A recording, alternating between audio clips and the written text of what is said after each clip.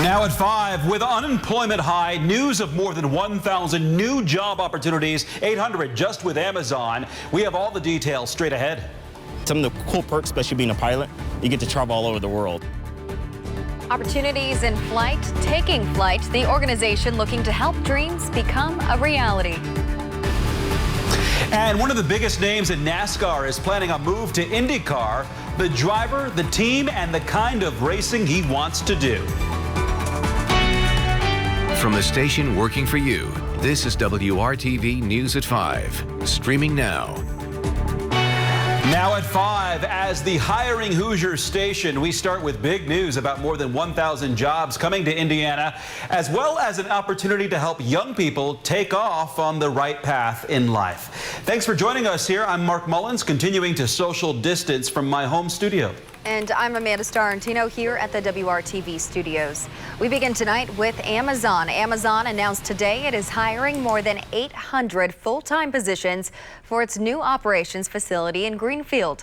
Employees will play key roles with Amazon's customer fulfillment operations. That means you would work on everything from receiving inventory, picking and shipping customer orders, and supporting network logistics. Amazon pays a minimum of $15 an hour with benefits. On September 16th, Amazon will be holding a virtual career day where you can apply for these jobs and receive career coaching. We will have panels for folks so that they can learn more about different approaches to making a career transition or in seeking a job. And then there'll be the opportunity to meet one-on-one with those recruiting professionals. Look for this story at hiringhoosiers.com for a link to start the application process. Hundreds of new jobs are also coming to Johnson County. Milwaukee Tool announced today it will establish a new tool service hub in Greenwood and create more than 450 new jobs by the end of 2025. This is what the building would look like. Milwaukee Tool is a manufacturer of heavy-duty power tools, hand tools, and more for professional construction trades worldwide. The company is leasing a large facility on South Tech Drive in Greenwood that will house tool repair and warehousing space. It's expected to be operational by March. The company needs an HR manager and plant manager for the Greenwood facility.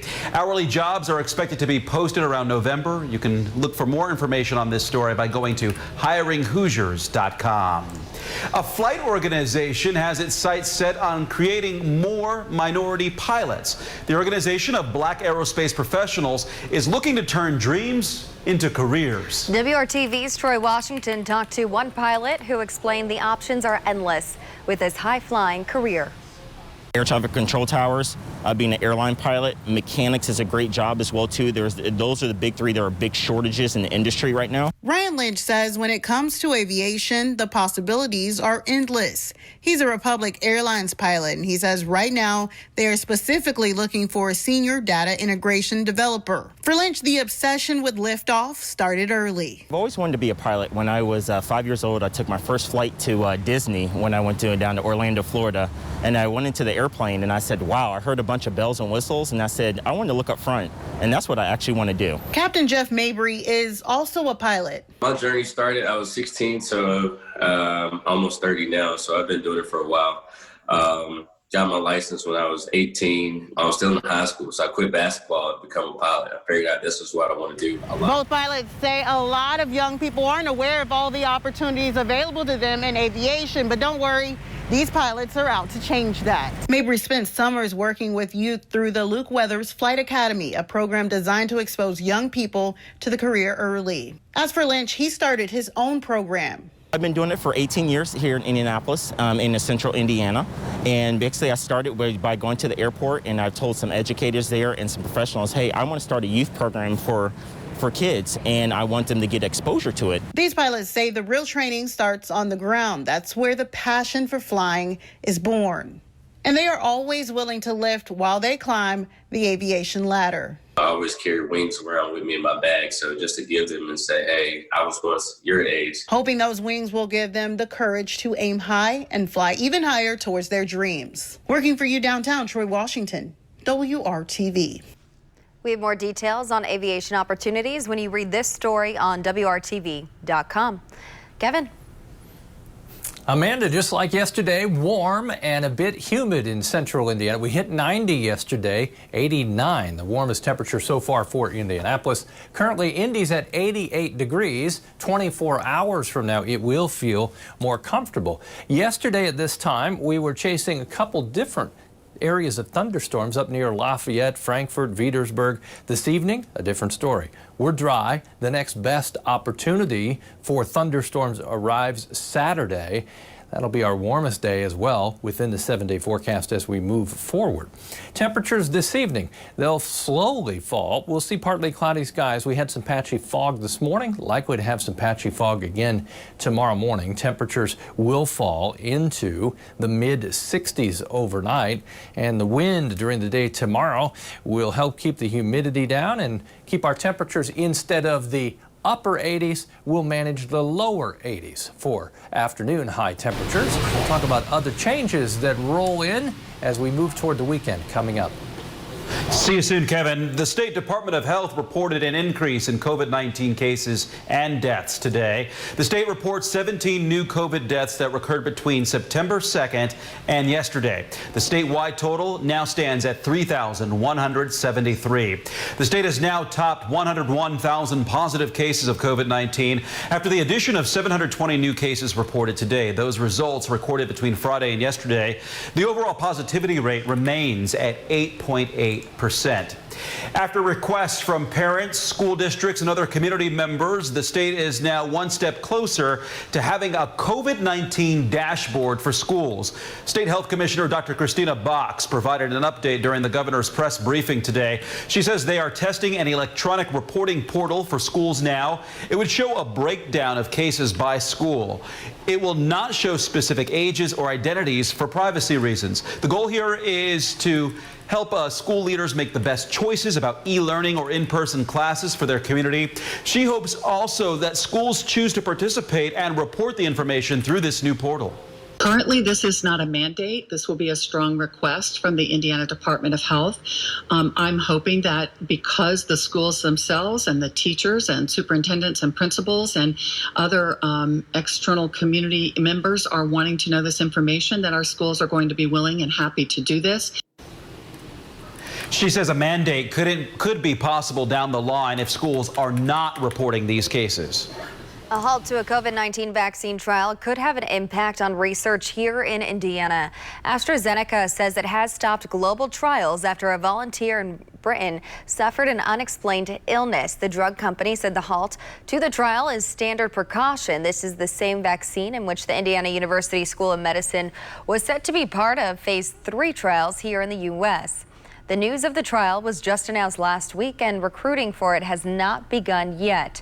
Here's more from ABC's Romina Puga. One of the drug companies working on a COVID vaccine hit a roadblock this week as it investigates a patient who had a possible adverse effect. AstraZeneca and Oxford University, who are in phase 3 trials, are hitting pause as they investigate what caused the illness and whether it was connected to the vaccine. Infectious disease expert Dr. Anthony Fauci on CBS News this morning saying pauses such as this are not uncommon. Well, I think it's important to point out that that's the reason why you have various phases of trials to determine if, in fact, these candidates are safe. And then you proceed cautiously as you go forward. It's really one of the safety valves that you have on clinical trials such as this. Just yesterday, 9 drug companies, including AstraZeneca, put out a joint statement pledging that safety will be their top priority when releasing a final vaccine. At least 30 states are now seeing a surge in cases as the number of COVID deaths in the U.S. hovers around 190,000. In New York, big news that indoor dining can resume with social distancing at the end of the month, but capacity is limited to 25%, and at least one diner per party must leave their contact information. Meantime, college campuses are dealing with the influx of corona clusters as students return to class. Mississippi's health department reporting that 18 and 19-year-olds are leading in COVID cases in the state. We have people who are dying. Schools want to stay in session. Colleges want to stay open. And just to have such little patience and to have such little restraint that you can't do. I mean, if someone's having a party, don't go. New York University suspended nearly 24 students after they broke new COVID-19 rules. The university is now adding stricter self-testing procedures. You have to be tested every week? How does it make you feel? I guess it makes us feel a little safer that they're being pretty strict. And in regards to children and a potential vaccine, the Surgeon General announced today that whenever those vaccines are made available, HHS will allow licensed pharmacists to administer them to children ages 3 and up.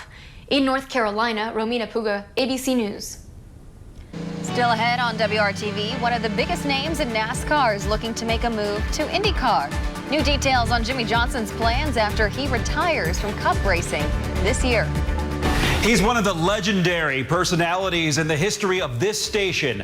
This is Dave First's final day as part of the WRTV team. Coming up, we kick off our look back at his time spent on the airwaves. I'm looking forward to that. I've been a viewer as well all these years. 88 in Indy, but look at Chicago, look at Minneapolis. Cooler temperatures on the way. We'll have the details shortly.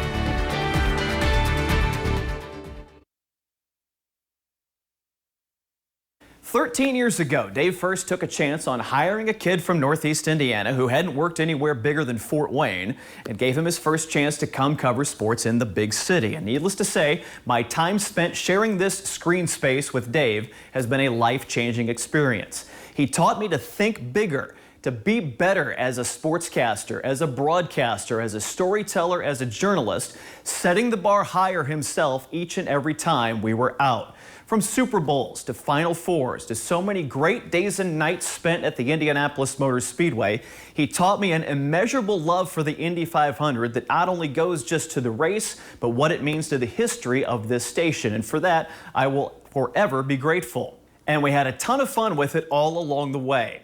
I'm honored to be able to carry on the tradition of great storytelling that has been a part of Dave's 20-plus years here at WRTV and has been a part of this station's legacy from the very beginning. As always, this is not a goodbye, it's a see you soon. Thanks so much, Dave. We'll catch up with you down the road. And today is Dave's last day on the air with us at WRTV. He's leaving to become the new Vice President of Communications for IndyCar. Coming up tonight on the news at 6, Rafael Sanchez takes a look back at Dave's 20-plus years as part of our team. And Dave will have his final farewell looking back on his time here. Join us for all this at 6. And speaking of IndyCar, some big news today. Legendary NASCAR driver Jimmy Johnson is making a move to IndyCar. Johnson is retiring from NASCAR full-time at the end of this season and plans to transition to IndyCar with Chip Ganassi Racing. This is video of Johnson testing in an IndyCar at IMS in July.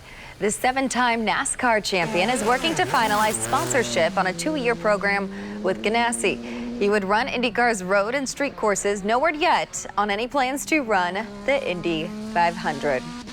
Kevin, the sun was shining today. And it heated things up quickly, didn't it? Whether you're at Eagle Creek or just out in your yard doing some yard work, it was another nice day. A little bit on the humid side, and eventually here we'll get a nice breeze which will lower the temperature. But anytime you're around water, always seems a little bit cooler. Just follow the colors here. The oranges and kind of red, I'm not sure how it shows up on your TV, represent the warmth. Temperatures in the 80s. See how it gets a little more yellow up here and green? That's the cooler air that sits to our northwest, and it's waiting to make its appearance in central Indiana. As you look at temperatures in Chicago, you get the wind off of the lake, a northeast wind. Chicago cools down nicely, 64. Put the 4 in front of the 6 and you come up with Minneapolis's temperature. Remember, they had snow in the Rockies yesterday. Cooler temperatures for us for a couple of days. Tomorrow we'll just nudge our way to 80 degrees, stay in the 70s on Friday, then come right back up Saturday. But then you'll see temperatures on a trend down again, either at or just below average temperatures expected. As far as the humidity level, it comes down Friday. Friday's probably the more comfortable day, at least through the weekend. It'll be back up a bit on the Saturday as our wind direction changes from the northeast to more of a southerly wind, southwest wind. That'll bring in more humidity and introduce at least the chance for a thunderstorm.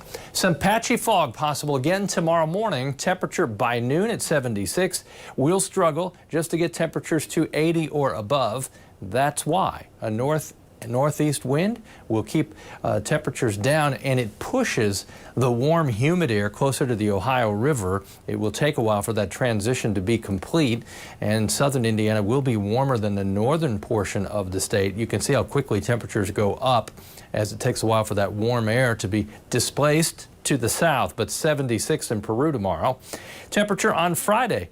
We'll end the work week in the 70s. More clouds in the morning Friday, more sunshine in the afternoon. Temperature in the upper 70s for that afternoon high. There's your cloud cover during the morning hours, thinning out a bit as we go into the afternoon to end the work week. Should be a good night for Friday night football. Temperatures all below average across central Indiana through Friday afternoon. Over the weekend, our chance for a thunderstorm is there. Saturday, 30% chance we'll see a thunderstorm, diminishing chance for rain on Sunday. If you look at the 7-day forecast, temperatures next week around 80 degrees. Monday, Tuesday, temperatures in the 70s with lots of sunshine. Temperatures as cool as 54 by the time we get to Tuesday morning. And when we warm back up, it's still only around 81, right in the middle of next week. That's it. All right, I'll take it from here, Kevin. Thank you very much.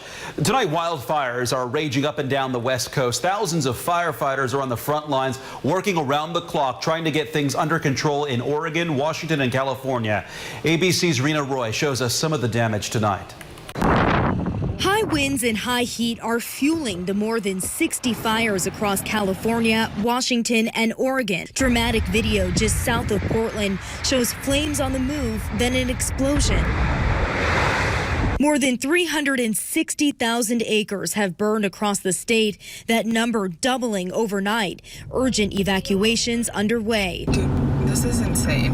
Oh, you can feel it. Oh my God, people, go. And in Washington, you can see the Cold Springs fire burning through an old lumber mill with thick smoke towering into the air. Choppers dropping retardant to contain flames. Others airlifting 160 people just south of Big Sur, California. We're in the middle of all those houses that are fully engulfed. I kept thinking about my wife and family at home, and I knew that they would be very nervous. More than a dozen firefighters were overrun by the Dolan fire when it doubled in size, forced to take shelter in fire blankets. 3 were airlifted to a nearby hospital, 1 in critical condition. These dedicated firefighters received injuries, including burns and smoke inhalation. Nearly 14,000 firefighters in total are on the front lines in California, many of them up against wind gusts topping 50 miles per hour. We're going to need other units in there as well. It's going to be in the structures pretty soon.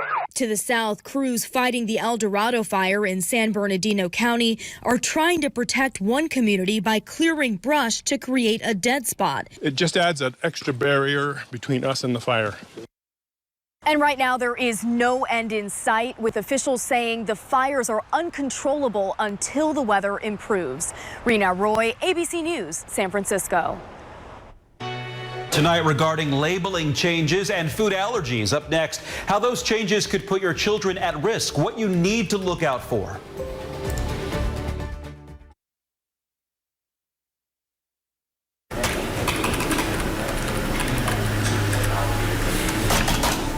We want to remind you that WRTV is raising money right now to ensure kids in low-income households have books of their very own. We are asking you to donate to our If You Give a Child a Book campaign. Donations will be accepted through Friday.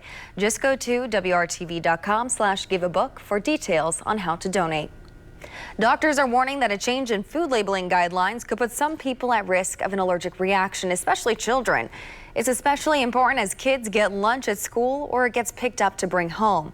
Nohelani Graf from our Scripps station in Phoenix has this important alert for all parents of kids with food allergies. For families with food allergies, reading labels is a lifestyle, but the FDA loosened some of the requirements when it comes to listing ingredients during COVID-19 because of supply issues. And now that school cafeterias are getting cooking again, it's time for families to get a plan together. We're still seeing a slowdown in the food supply chain. COVID closed processing plants and affected farms. So the FDA threw them a lifeline, making labeling requirements more laxed, allowing for some ingredient substitutes. But here's the issue.